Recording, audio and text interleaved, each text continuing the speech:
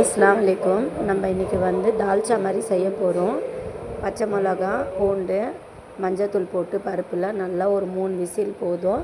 ஆனால் பருப்பு கடலப்பருப்பும் துவரம்பருப்பும், கடலப்பருப்பு கொஞ்சம் துவரம்பருப்பு கொஞ்சம் கூடுதலாக போட்டுக்கணும்.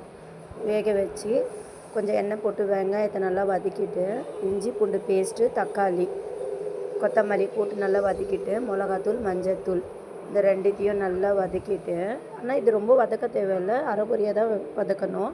அப்போ தான் அந்த சாம்பாரில் நல்லா ஸ்மெல் வரும். அதேமாதிரி கத்திரிக்காய், முருங்கைக்காய், மாங்காய் நல்லா போட்டு அது நல்லா இது பண்ணி தனியாக வேக வச்சிடணும். பருப்பு ஒரு 3 விசில் வெந்துடுச்சுன்னா கொஞ்சம் அந்த இதில் மத்தில் கடைஞ்சிட்டு கொட்டிட வேண்டியது தான். ஆனால் இதை நான் கொட்டும்போது பிடிச்சிருக்க மாட்டேன், ஏன்னா நான் ஒரு கையாலேயே ஃபோன் பிடிக்கிறனால என்னால் போட முடியல. சும்மா புளி லேசாக போடணும், அதிகமாக போடக்கூடாது. ஆமாம், ஏன்னா மாங்காய் போட்டிருக்கோம் இல்லையா, மாங்காயோட விலை கூட சரியான விலை. அந்த ஒரு மாங்காய் 80 ரூபா. அது இந்த மாதிரி போட்டு கடைசியில் அந்த கொத்தமல்லி போட்டுட்டு இறக்க வேண்டியதான். இது 65. அது கூட மோஸ்ட்லி பார்த்தா இது எங்கள் வீட்டுக்கு கிடையாது. எனக்கு இந்த ஆர்டருங்க வரும் வீட்டில் செய்கிறதுக்கு. எனக்கு தனியாக, எங்கள் ஹஸ்பண்ட்க்கு இல்லை, ஒரு பிரியாணி செய்கிறவர் தான். எனக்கு இது தனியாக வரும். சரி, அந்த சாப்பாடு, ஒயிட் ரைஸு, பிரியாணி எல்லாமே வரும். நான் கொஞ்சம் கொஞ்சமாக 2 கிலோ 3 கிலோ அந்த மாதிரி செஞ்சு கொடுப்பேன்.